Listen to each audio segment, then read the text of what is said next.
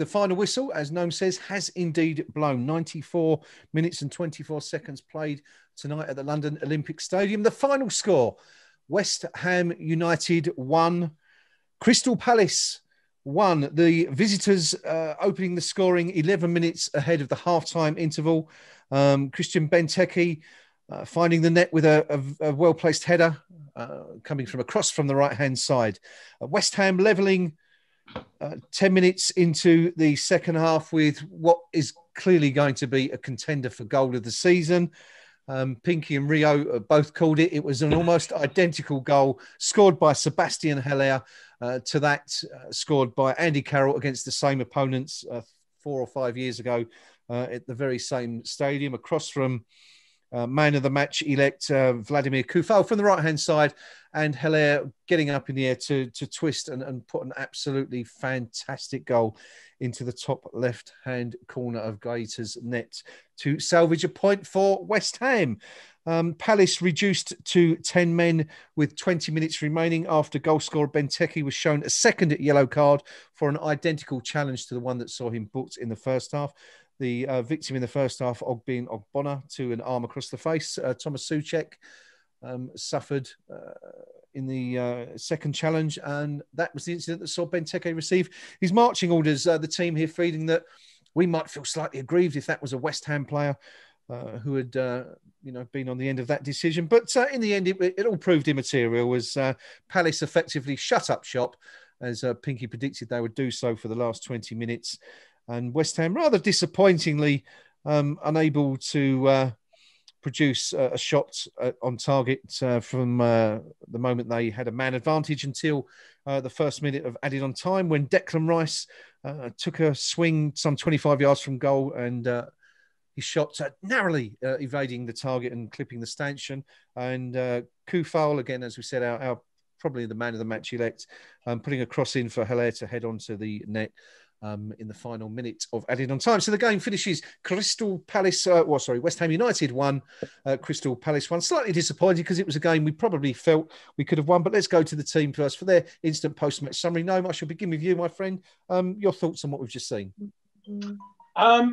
Well, which put us into 7th place anyway, as you may be looking. So that's where we were anyway. We sort of went up and down a little bit over the course of the evening.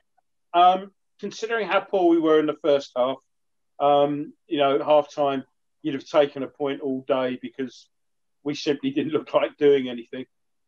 Much, much better in the second half, still without really imposing ourselves. But there are going to be days like that.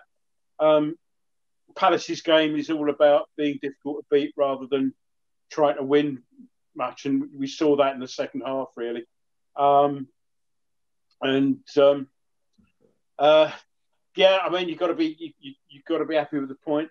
Well pleased with the goal. I mean, it was only last week, of course, that he nearly scored another one like that. The keeper pulling off a fine save up at Leeds. So it's definitely in his locker, and so pleased for him. And as I say, what really sort of struck me was that the second he'd scored the goal, he was all over the place after that. You saw him doing a defensive header. He was hassling people out on the touchline. It was like he'd had some sort of adrenaline shot, which it actually technically he had, I suppose. You score a goal, you do get an adrenaline rush, don't you? So and it showed. So bright spots for me tonight. Kufal had a superb game. Fine game. Zaha was made to look the mug that he really is, really. And Kufal stuck to his task. He wasn't wound up by Zaha's antics. Zaha throw himself down, and Kufal would just give him a sort of withering look as he ran by to resume his position. Declan Rice, well, we say it week in, week out. It was just immense there today. The number of times, the promising attack seems to start. Declan's there, foot in, takes it away, lays it off. So those were the two high spots for me. Disappointments today. Ben Rama needs to work on his. I think in tennis or golf it would be shot selection, I suppose. Really, there are times when you want him to do that, running at people, like he did in the first half, very early on. There was that run that was quite good, but you don't do it every single time, and you certainly don't try it on 10, 15, 20 yards in your own half when there's an easier pass on. So, I'm sure it'll come with a bit more experience, something for the coaches to work on. Times to pass, times to dribble, and you've got to work on that. So I found him disappointing today. Bowen was quiet. Fornals was very, very quiet. And a very good move from Mr. Moyes to bring him ashore at half time. In the past, it's not always been a Moyes thing to make early substitutions, but he clearly identified that there was something that wasn't happening. Lanzini looked quite sharp when he came on and was trying to pull the strings, and he was kind of the pivot. Again, he was part of the goal. It was his ball out wide, excuse me, that brought the cross in. So a few, I wouldn't say high spots, but a few sort of pleasing aspects. The low point being that the fact that we really weren't at the race in the first half. So there you go. I guess, and that cost us the 3 points ultimately, knowing the fact that we didn't come out of the blocks, firing, and in the end we came from behind. I should point out, of course, before I move on to the rest of the team for their post-match thoughts, that is actually the third West Ham draw of the season, not the second, as well as drawing 1-1 at home to Man City. We did, of course, come from 3-0 behind at Tottenham to forgot about that one. How did I forget that one? I'm only thinking about the big games. So yes, of course. So my apologies. That's the team formerly top of the league, of course. Now they've had their few weeks at the top of the league, and having lost tonight, they're now on their way down. 4 points ahead of us, by the way, and just a few nice little things to say from the league table. We've got we're above Manchester City and Manchester United, and we're 7 points clear of Arsenal. Oh, that's unprecedented, I would imagine, at this stage of the season. Sebastian Haller is speaking to Amazon's. So, Gnome, if you can grab that for us and tell us what the presumably happy striker is saying there, that would be great. Rio, at half-time, I asked you if you would take a point with West Ham trading 1-0 to that Benteke first half goal. Given the fact that we scored the equaliser 10 minutes into the second half and enjoyed an extra man for the final 24 minutes of the match, are you still as happy as you felt you would be at half-time? Given the first half performance, I'd probably say, yeah, I am. It's a frustrating night, isn't it? We didn't show in the first half whatsoever. We was very disjointed. We just couldn't break them down. And we didn't get our attacking players into the game whatsoever. Great start to the second half, a fantastic goal. But when Benteke got sent off, Palace just killed the game. It didn't do us any favours. They just dropped deeper. Again, they went back into that first half mode of working hard and denying us space. It's a frustrating night, isn't it? Overall, I think the draw is a fair result. Because we haven't played well. Again, a team that we should really be beating and playing at home, we really should be picking up 3 points. But we're a counter-attacking side. And despite the attacking talent we have, when we have to play on the front foot, we make heavy weather of it, don't we?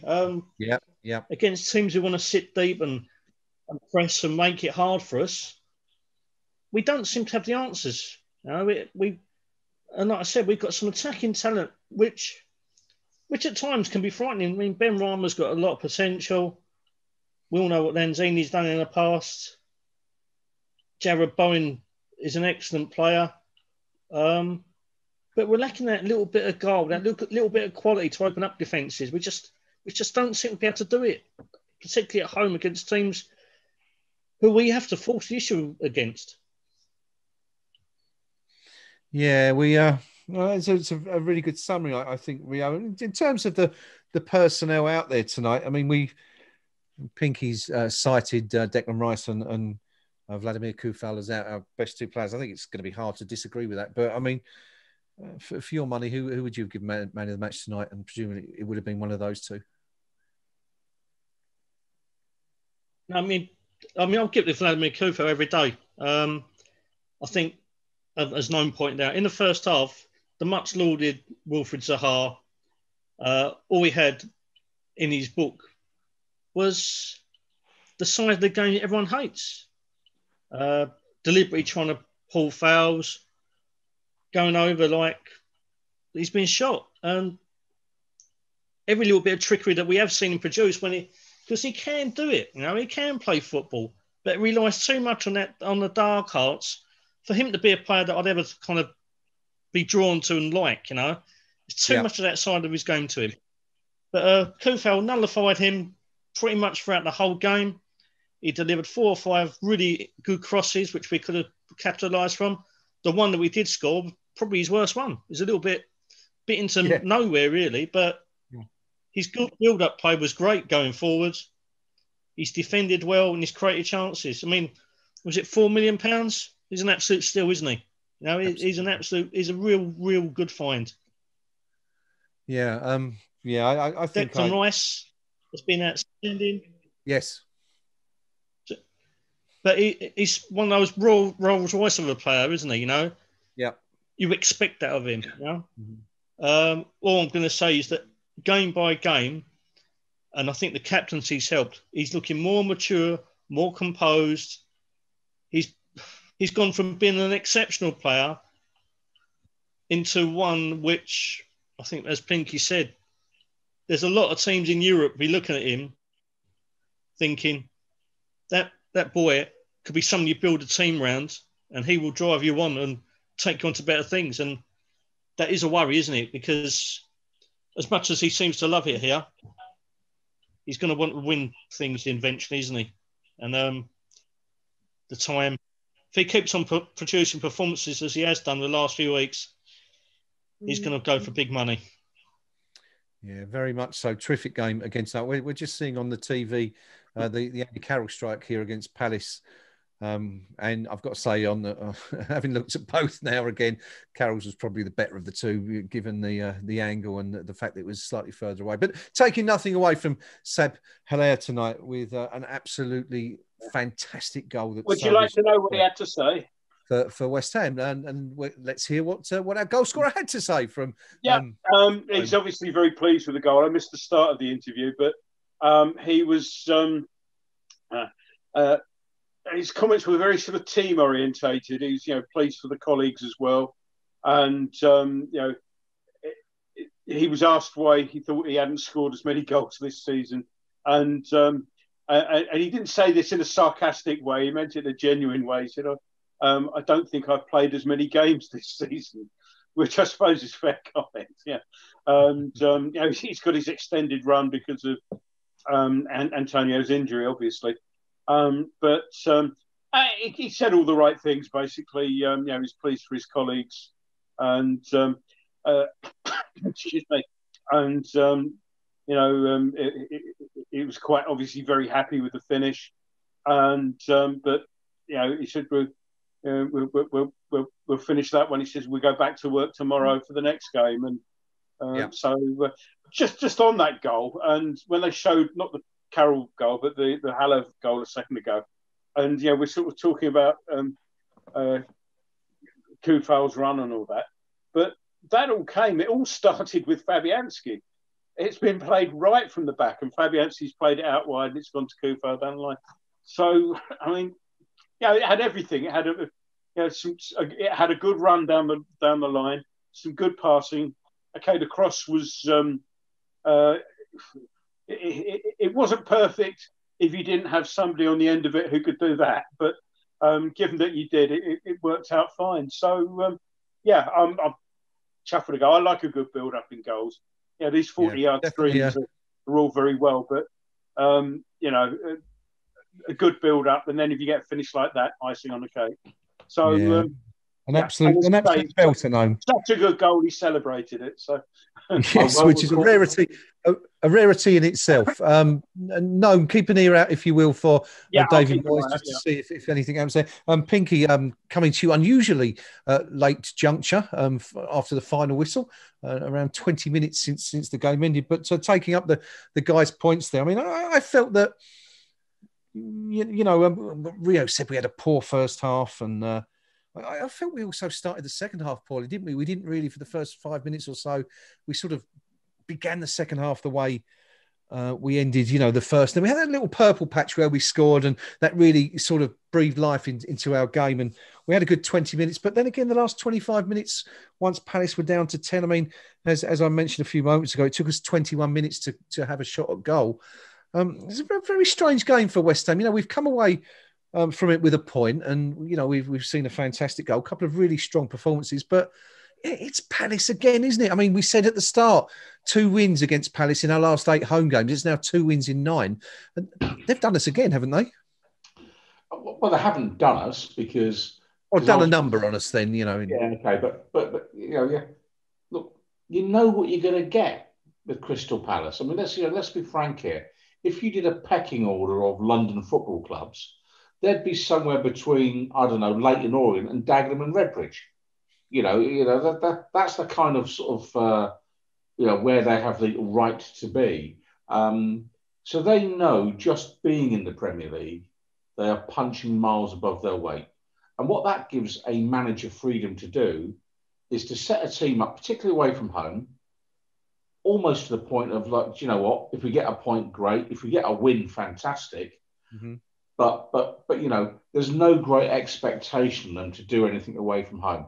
I think Roy Hodgson tonight, he came along with a clear game plan, and what you will get with him, and his players will get with him, is a well-communicated, clear game plan that says, this is what we're going to do tonight. This is your job. This is your job. This is your job. And that's what he can do. Would I want to watch it every week? I don't think so. Contrast that with David Moyes tonight. Okay, we coughed and spluttered, but when, Haller banged his 7th goal in 15 appearances this season in tonight, we had 5 players in the Palace box when the ball came in. You could argue that when he actually hit the ball in, Kufel then just ran into the box as well to make it 6 players. So again, I just want to nail this myth of we're not committing enough players forward and things like that under David Moyes. Yeah, we absolutely are. And it's one of the things I will count religiously, game in, game out, is players in the box when the ball comes in. And we are not a negative team. Tonight we coughed and spluttered, certainly in the first half. But I credit Roy Hodgson for that, because it's easy to forget sometimes the opposition do have a right to set out their game plan as well. And Roy, he's done well tonight. I think Roy's at half-time. He made a change. He's clearly had a word with the players in terms of what they need to do a little bit differently. And we were much, much better in the second half. The problem being, of course, he hasn't got that many true options on the bench. And I think, we saw it when, Robert Snodgrass came on right at the death. He's 33. And immediately, the Palace player danced around him and just left him for dead. Not because he's 33 per se, but it's like he's a little bit slower in terms of thought and what have you that he might have been in his absolute prime. Yeah. And, if the manager had a few more options of better calibre, Yarmolenko we saw tonight, he's brought him on again. That's a player who has twice let the manager down this season, making mistakes in the last 10 minutes of the game that ultimately have cost us. And again, if the manager had a clear choice, I reckon we'd see Yarmolenko not at the club anymore and a different player come in. So I see this as a work in progress. I'd rather we'd beaten Palace at home, but it's not a disastrous result. And I said, 5 or 6 weeks ago that last season Liverpool finished 60 points ahead of us. Yes. I actually thought that this season would see that deficit halved. But if you look at the run rate at the moment, it's actually been reduced by about 2/3 if you extrapolated the data. So Yeah, are we making progress? Yeah. Has the massively. manager found a way to make us reasonably competitive? Absolutely. We're sitting in 7th place. We're above Manchester City, Manchester United, Arsenal, who are clearly on the fringe of a relegation battle. You know, and we're picking faults in the team. Yeah. I think we're doing quite nicely. I'm okay with what I've seen tonight in terms of result. I'd like a slicker passing game than we showed tonight for 90 minutes rather than for probably about 20 minutes we were passing the ball well. Mm-hmm. But generally, I'm okay. Not too Yeah, disappointed. I'm with you. I think the point I think I was trying to make at the start with the question was that Roy Hodgson and this alludes to what you were saying. I think back in the first half, a very wily, experienced manager who knows his trade inside out. And once again, he's proven that by putting out a team to stifle what is a very creative and decent attacking West Ham team. So yeah, I mean, I absolutely agree. I think you've got to give credit to the opposition. It's easy to sit here and maintain that we should have won the game. We should beat teams like Crystal Palace. But, as you say, every team's got the right to set out this stall and play the way they want to do. And it's incumbent upon us at home to break those teams down. And we haven't been able to do it tonight. And it's just one of those things. But I'm sort of looking back at our last few games, Pinky. I'm going to come to Gnome in a minute because he's just been listening to Roy Hodgson and what he's had to say. But just looking at our last few home games, we've sort of not really hit the heights perhaps at home as we have on the road, have we? I mean, you sort of go back to the Fulham game, perhaps. I mean, we did well against Man City. That was a very, very good point. Fulham, we've struggled badly. We managed, we were quite lucky to win that game in injury time. Villa, again, we were outplayed, I think it would be fair to say, and somehow scrambled a win there. Man United took the lead, absolutely exceptional first half, probably one of the best first halves we've enjoyed at home this season. Then the second half sort of fell away badly. And here we are again tonight. So I don't know. Is the stadium still proving a bit of a problem for us? I mean, people that would know me would know that I'd love to say yes. But actually, I'm not sure. I'd be truthful if I was. I think the problem for us is player recruitment, squad balance, and we're in this period of continually having to rebuild because we're signing budget players for certain positions at the wrong stage of their career, which then need an upgrade. And we look at Kufal tonight. Played very well indeed. Well, 4 months ago, none of us had heard of him, or 5 months ago, none of us had heard of him. Yeah. And we were all bemoaning the fact that Zabaleta had retired. Fredericks wasn't quite good enough, and then we had the whole Ngakia thing and Johnson and what have you. And we've gone out and spent a huge 4 or 5 million euros. And we've got a player that's done very well for us tonight. So where the manager, again, has had money to spend, if you look at it, Bowen, Kufal, Souček, has he wasted a penny on his return, the second stage at West Ham United? I think, if I was David Moyes, I'd be ringing the chairman up on the morning and say, look, I've proven I can spend the club's money wisely. Yeah. I need a few more quid to bolster the team in January, because experience tells us if you don't strengthen, you slide down the table. And I just looked at one or two players there tonight. I'm not at all convinced of Issa Diop at all. And I don't think David Moyes is either. We know Angelo Ogbonna is getting towards the end.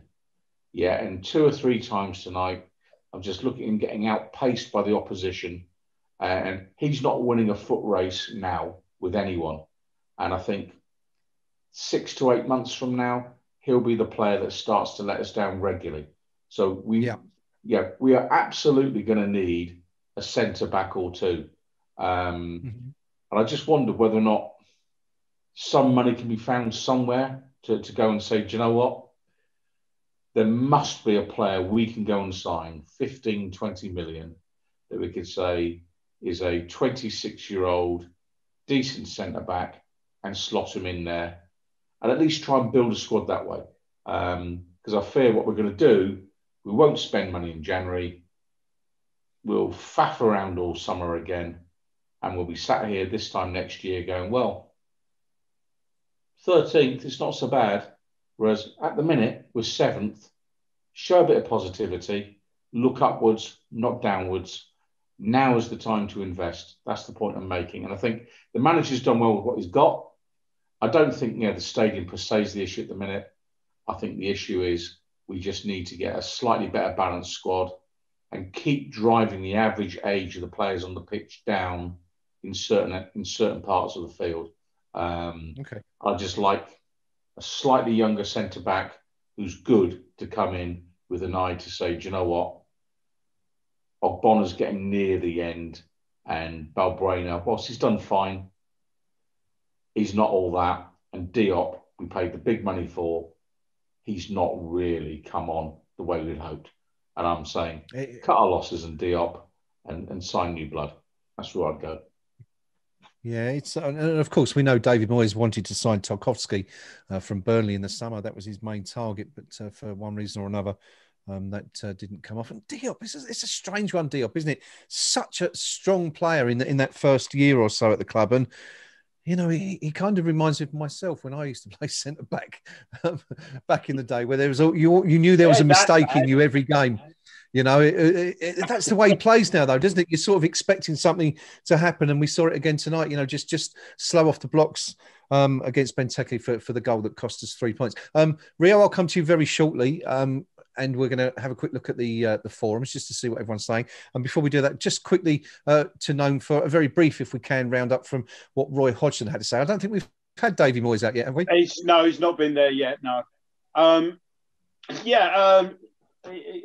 He was annoyed that the sending off, as far, in his view, had cost them 3 points, or cost them 2 points, because he felt confident that they were going to go and win that game had they kept 11 men on the pitch. Really?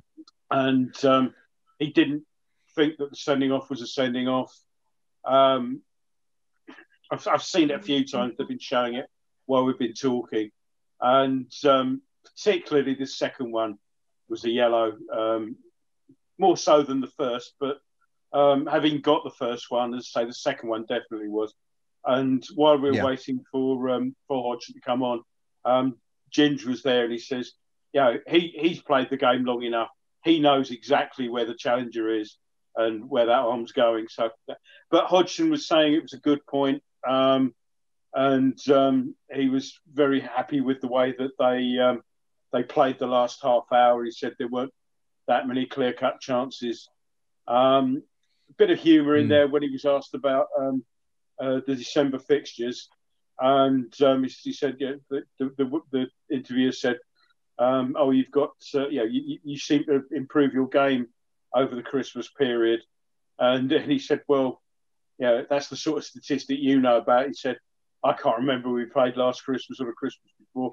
I'm only interested in what we got now. So if that's the case, but we'll put that one to bed and we move on. So I think that was what he said basically.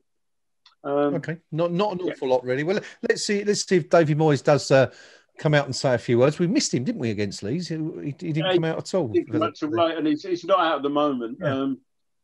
Okay. Well, we'll see. They're showing the league tables at the moment, but we'll if he comes, then I'll hang on. If I may disappear at 2:30 because my late pass expires about then. Yes, Gnome's gonna turn into Cinderella or whatever at 10:30. Needs his beauty sleep, of course, as you can see. Rio, the KUMB.com forum match. I'd be very interested to hear what the general consensus is tonight after that, because there were some really good points and there were some bad points, and Sebastian Heller probably summed it up for many of us, fairly anonymous throughout the game, but scored an absolute worldie of a goal. What have people been saying, buddy? Yeah, pretty much that. Some interesting comments going around. Profit Marginal was put, rather fortunate to pick up a point in my view. Knew he'd take a chance if one come his way, but Heller's strike was sensational. I was encouraged by some of our play and worried by other aspects of it. Craig 2609 put, sending off killed the game. The game was getting more and more open around that point, and credit to Palace, they defend really well and are incredibly hard to break down. Would have liked to have seen us play with more width and surprised Bowen went off before Benrahma. Yarmolenko's a bit annoying, ain't he? Release the ball, man. Kufel definitely man of the match. Junko partner. Lacked the professionalism and the killer instinct to turn that into 3 points with man advantage for so long.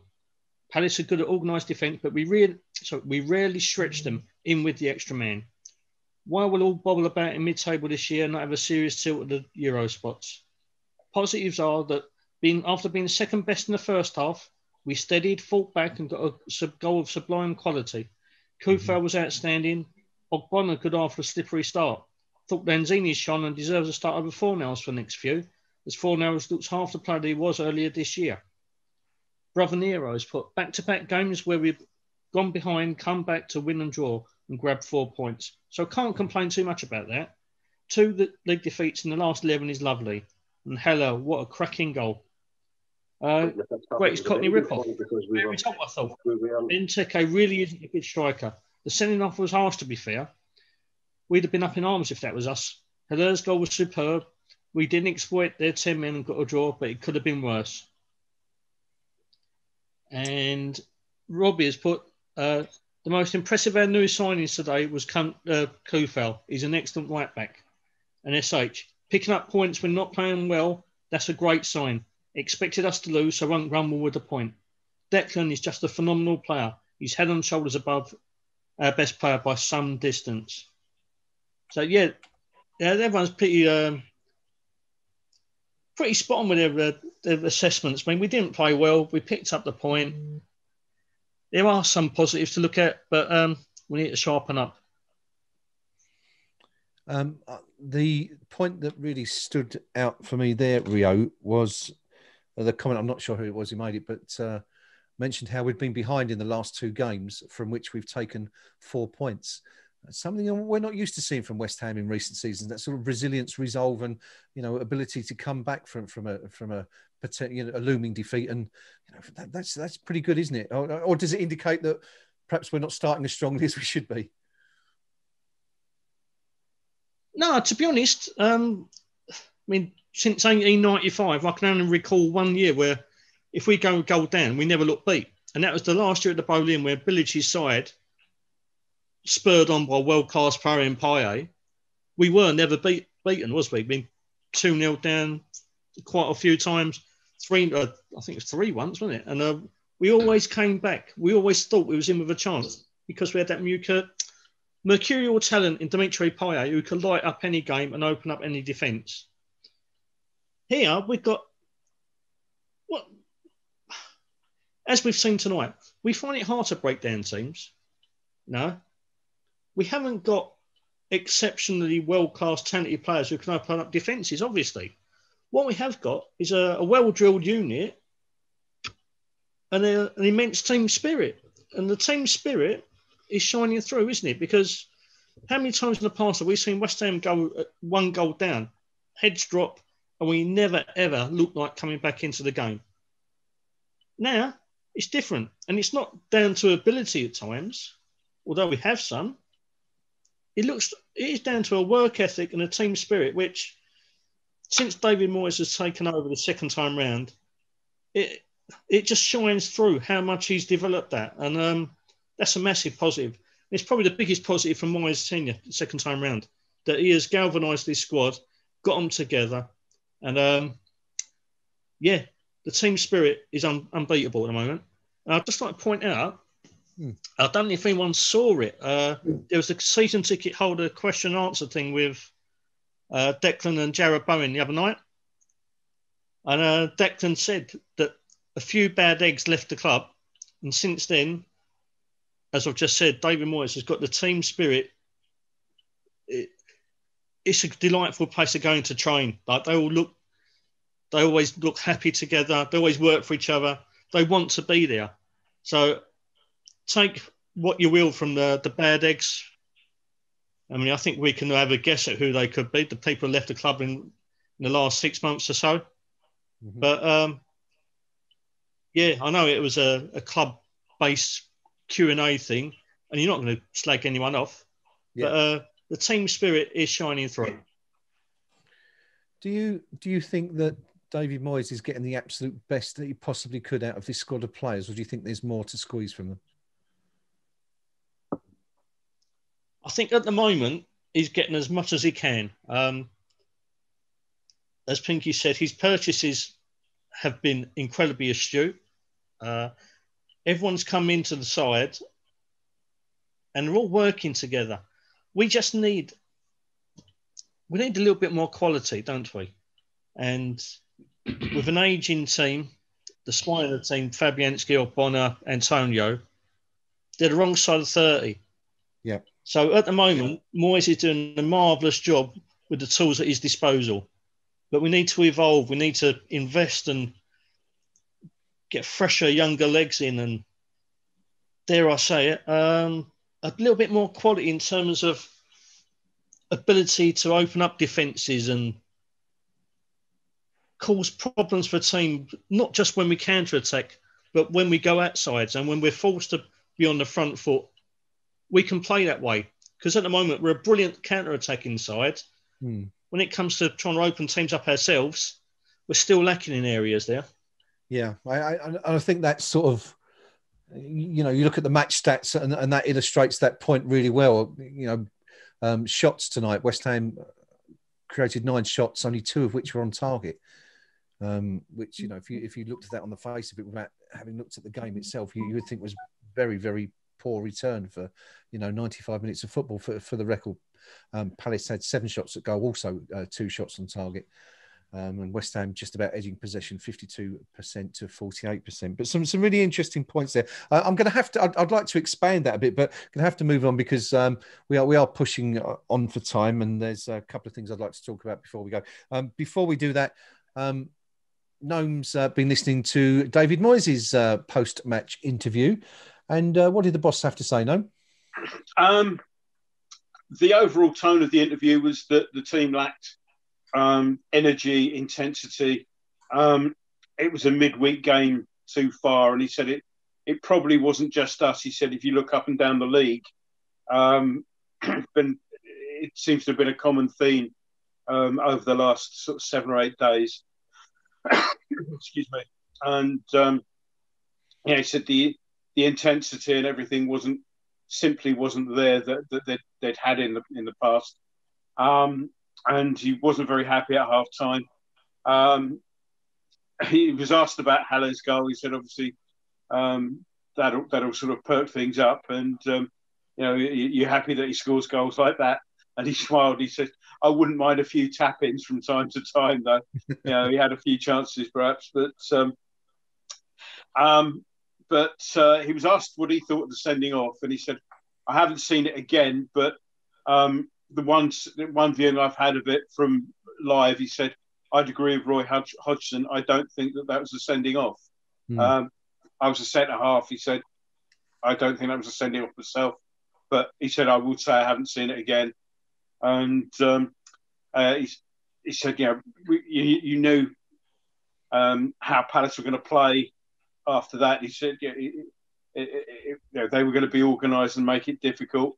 And as I say, because we didn't have that intensity, we didn't create an awful lot. I didn't really see us creating something for the winner, but, you've got to keep playing. You never know. And the final comment was, well, at the end of the day, he said, it's not the result we wanted, but it's not the result I was expecting at half time. So glass half full, I think, on that one. So that was the gist of that. Okay, excellent. Thank you, as always, Gnome, for listening out for those post-match comments. Always interesting to hear what the managers think in the immediate aftermath of the game, to see whether they've read it, in a similar fashion to those of us watching here at home. And I think it's fair to say, we're pretty much all in agreement with what the boss had to say there. On the point also there that, he said it was a game too far. It certainly seemed like that, didn't it? And, we're just mentioning the stats there. That's sort of borne out by the fact that there was only 16 shots and only 4 shots on target in the whole game for both teams combined. So, not the most eventful of matches, but, a decent point nonetheless for West Ham. We're going to wrap up fairly soon because it is a midweek evening, and as I always say, I'm aware that some of the guys have to get up very early, a lot earlier than I do in the morning. So we are going to wrap up very, very soon. I did want to talk about the goal and ask, whether or not that would be given as a free kick for dangerous play anywhere else on the pitch, but that's something we're going to have to discuss at a later time. The answer is no, because he was nowhere near anybody. Had there been a head there, then yeah, maybe, but there was nobody within 2 or 3 feet of his foot that it could have been dangerous to. There you go. End of. That point answered. Fantastic. Yeah. If only we could be through the points. Issa Diop, I wanted to speak about him in length and sort of discuss what's gone wrong there, but we haven't really got time to do that. So maybe we'll come to that in a future broadcast. I want to wrap up tonight, as we usually do, by looking ahead to our next fixture. And on paper, it's a tough one for West Ham. We travel to Stamford Bridge to face Chelsea next Monday. Of course, say it's a tough one on paper. We came away from there with 3 points last season. And that magical moment in which David Martin and Alvin Martin embraced in the stands after our third choice goalkeeper performed near heroics to help West Ham preserve their narrow advantage and take 3 points with a 1-0 win. But I'm expecting it to be a little bit more difficult possibly this year, Pinky. How do you see that one going next Monday night for the Hammers?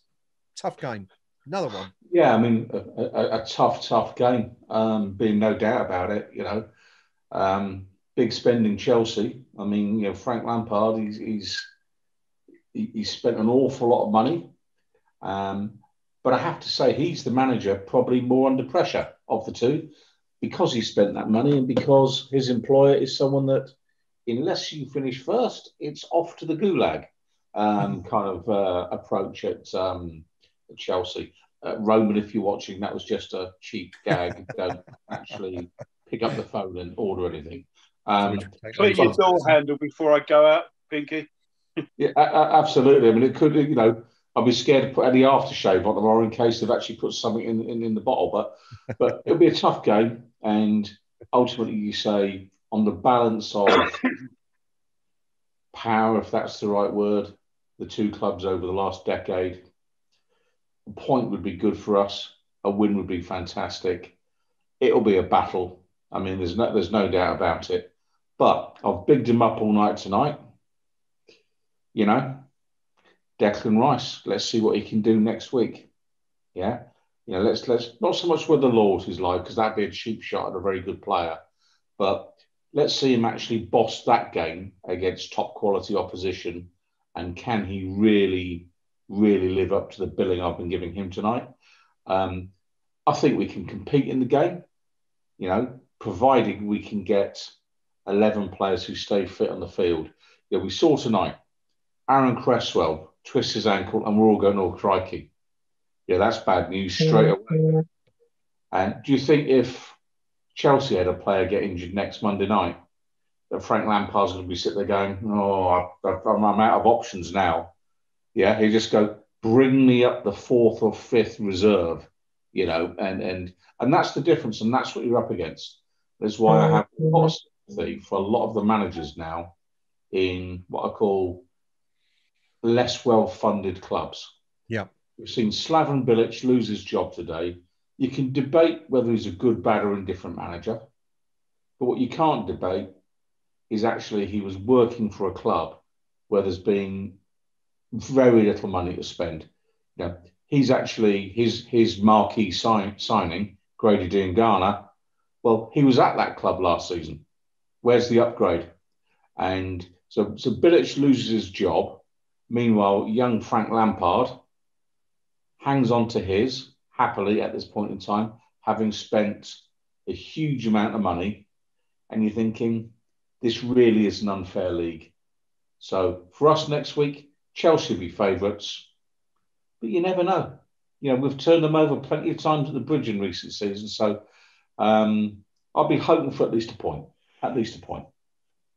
Okay, good stuff. Thank you, Pinky, and as always for your contributions this evening. Gnome, Chelsea away, a fantastic result there last year. As Pinky's rightfully said, we've had some very, very good results there over the years. Of course, going back to Paolo Di Canio, scoring that worldie to win the game many, it must be 20 years ago now, actually, thinking about it.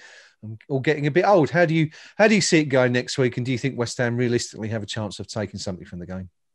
I think we've got a very good chance of getting a point. I think they're on a hat trick of defeats at the moment. They're on a bad run, aren't they?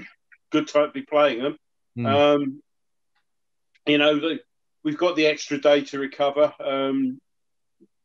Because it's not till Monday, is it? That's right, yeah. So good time to be playing them. Let's see who we've got available by then. Might be, somebody mentioned it earlier on, might be a good time to think about giving Lanzini a start over Fornals. He looked a lot sharper today, for example. I don't think we've got that much to be scared of. It's going to be a good game. I'm looking forward to it. But points certainly possible. And 3 points is not entirely out of the question. Excellent. Okay.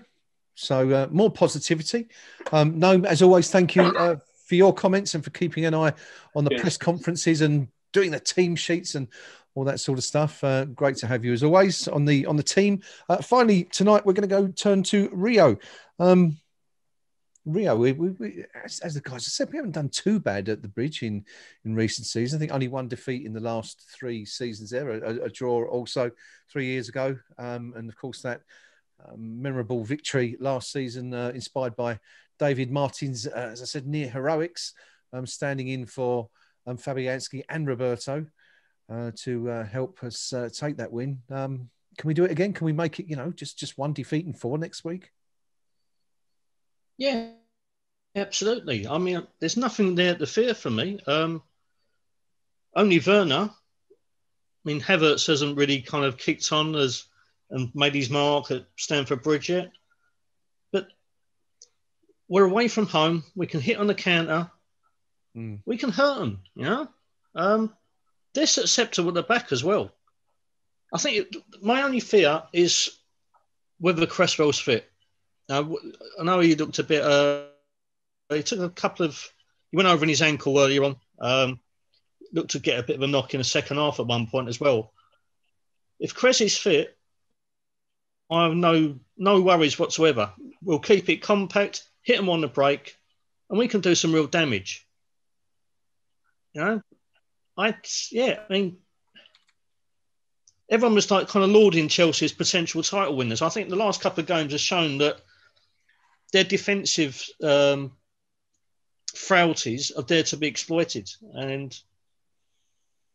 we're creating enough chances, particularly away from home, to be able to hurt teams. And Chelsea aren't nothing to fear, We've got a decent record, as we said, at the bridge for the last few years.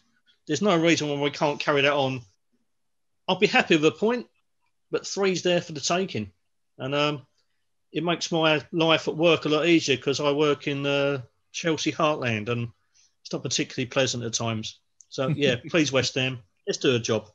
There you go, Hammers. If for no other reason, do it please for Rio next week and save him a little bit of earache from his work colleagues there. There's only a point, of course, between the two sides at the moment. Chelsea in 6th currently with 22 points from 13 games. West Ham now 21 points from 13 games. The Hammers remain in 7th place with that point tonight. And I suppose the roles will be reversed a little bit next week. It will be West Ham looking to hit on the attack, but of course, this is something we're very familiar with and have profited from very well this season so far. So fingers crossed. Let's hope we can go to Chelsea and continue to pick up points and keep the season going, because it's been a really decent start. We're a third of the way into the season already. That's gone quickly, and already 21 points on the board. So we need to keep the momentum going and hopefully get a result down at the bridge next week.